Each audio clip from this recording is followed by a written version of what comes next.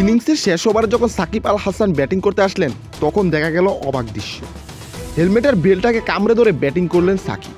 তাতে স্পষ্ট হলো তার চোখের সমস্যায় এখনও ভুগছেন সাকিব। অবশ্য তিনি 2 বল মোকাবিলা করে ডাক মেরে প্যাভিলিয়নে ফিরেন। এরপর বাংলার দর্শকদের আর অপেক্ষা করতে হয়নি, যথারীতি রিশাদ হোসেন ব্যাটিং করতে আসলেন। এসেই প্রথম বলে 4 হাঁকালেন।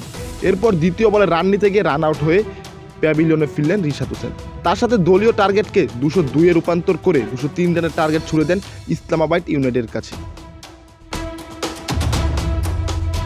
অবশ্য পাওয়ার প্লে শেষে বোলিং আসলেন সাকিব, এসে খরচ করে ফেললেন 9 রান।